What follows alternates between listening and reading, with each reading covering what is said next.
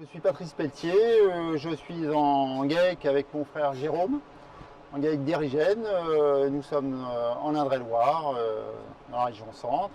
Voilà, nous avons une petite centaine de vaches, 140 hectares, essentiellement du maïs et des prairies, et on produit 1 million de litres à l'année en stall robotisé.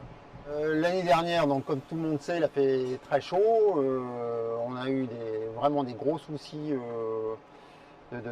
surtout de baisse de consommation. Tous les matins, les vaches faisaient des reflux, on diminuait la quantité distribuée. Malgré ça, on avait quand même des reflux. On a eu des grosses baisses de production jusqu'à moins 7 kg par vache et par jour. Au global, on a perdu sur tout l'été jusqu'au mois de septembre-octobre. On a perdu pas mal de lait, jusqu'à 10 12 000 litres par mois. Les périodes où il a fait très très chaud, d'abord j'ai peu eu de vaches en chaleur, ensuite j'ai pas inséminé. Voilà. On savait bien qu'un jour on devrait faire quelque chose. Et puis l'année dernière, quand on a eu la canicule, forcément c'était trop tard. Et je me suis inscrit à une formation sur la ventilation, sur les THI, qu'est-ce qu'était le THI, qu'est-ce qu'il fallait faire, qu'est-ce qui était bien de mettre en place. Les vaches souffrent donc en priorité d'abord de la température, mais aussi de l'hygrométrie. J'ai bien compris que finalement il fallait arroser, sécher les animaux. Donc le système que De Laval m'a proposé m'a séduit.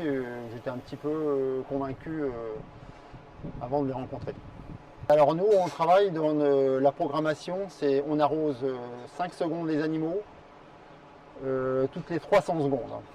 Et ceci à partir d'un THI de 73. Il y a des capteurs avec des cellules photoélectriques.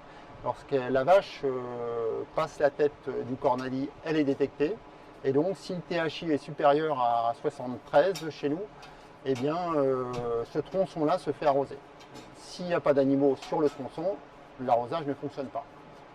Depuis l'installation du système vers début mi-mai, on a tout de suite constaté qu'elle restait beaucoup plus longtemps à l'auge, elle consomme beaucoup plus. On n'a plus du tout les chutes d'ingestion que l'on avait l'année dernière et par le passé. Et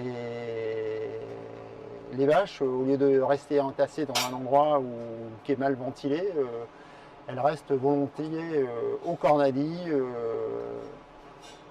à manger ou pas à manger, mais en tout cas elles sont bien, quoi. On n'a que 2 mois de recul, mais bon, on voit bien que on n'a pas eu la baisse de production qu'on a eue l'année dernière.